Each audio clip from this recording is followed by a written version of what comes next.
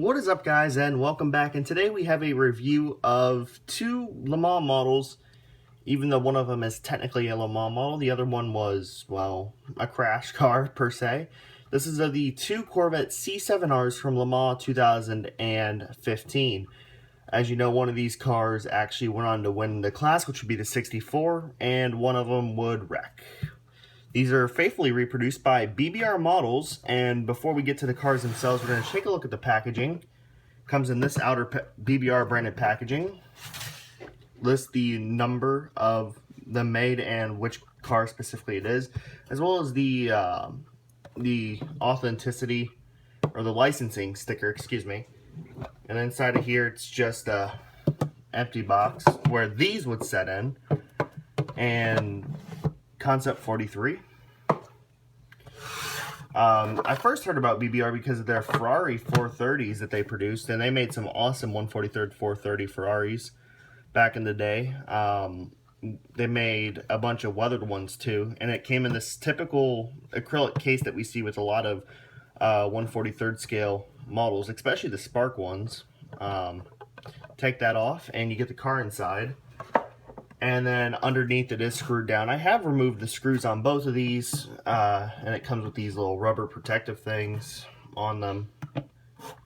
And on the base, it sort of has a pretty cool carbon fiber-like pattern on them.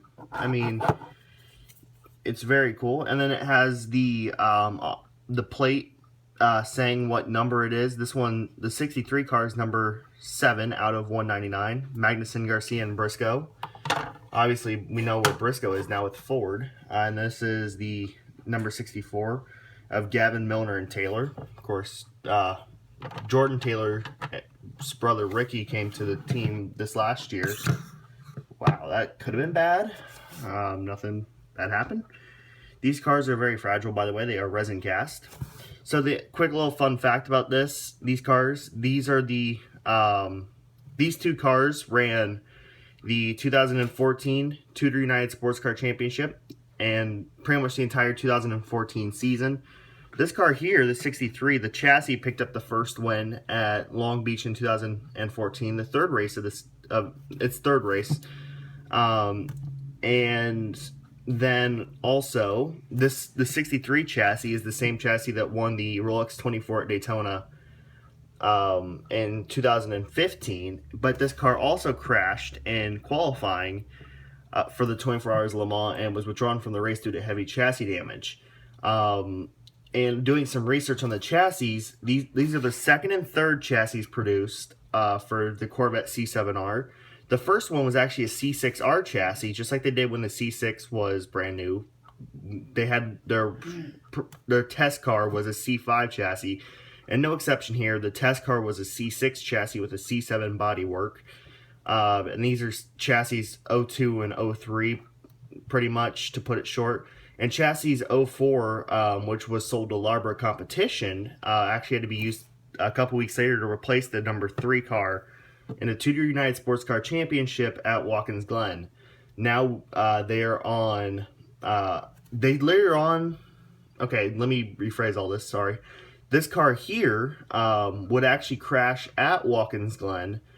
However, they kept the bodywork off of it in its dirty, grimy glory to put back on it. It was brand new bodywork, but the chassis was the same. Now, both of these chassis, obviously this one's retired from racing competition. However, it's Corvette show car that they take around to major races, like it was at the Indy 500 this year and Corvette's little special tent. And this car here, I believe the chassis is owned by the team that Johnny O'Connell raced for this year. Anyways, without any more holding up, we're going to dive into it. We're going to do the overlook on the 63 car. As you can see, you got the Stingray front and Conca Minolta, which is sponsorship that Jordan Taylor brought to the team. And then you got the Jake logo that's become synonymous for Corvette racing, the American flag, the new 24 Hours Le Mans logo, 63 and the Pro Class, Mobile 1, and then the Corvette logo right here. The headlights, they aren't really that yellow reflective color that we've seen off of Spark models. which kind of gives this car a whole new badass look to it. And then you got Michelin, Conca Minolta again, BBS, and Hella, which is the headlight producers. And then up here we got Sirius XM radio and Corvette. The windshield banner is white on black, and it's black on white for the 64. It's got the red mirrors and end plates on this car from the Tudor United Sports Car Championship, because really they just packed these cars up, re-decaled them, and shipped them over. Or at least re-bodyworked them, per se. Then Conca Minolta, 24 Hours Le Mans, 63. One cool feature here is it does have the C7R logo on the grill there. And it also has a reflective silver slash down the side. You got your fuel intake and Mobile 1, Faro, Conca Minolta, which honestly I think the Conca Minolta car really makes the Conca Minolta logos, makes this car look a lot cooler than what it did. You know, I think the 2015 and 16 cars look way cooler than the 14 one did, the 73 and 74. Mobile 1, you know, their big advertising campaign with Formula 1, 63 Pro Corvette Racing, and then FIA Road to Safety. Your taillights, and on the wing, it's something that I have on my cars, but I don't really listen to. Sirius XM radio, because, you know, underneath it's got a very nice, I believe that is a plastic, yes, it's a plastic under tray. No, it's not. It's actually resin under tray. Excuse me, it is resin. And the wheels do not turn, just like on a Spark model. Oh, and also you got your leader lights here, which, you know, is kind of common on cars that are carried over from the US. And then the Chevrolet logo, and you got some nice bolt detail along there. You also got your windshield wiper. You got all your various antennas and stuff up top.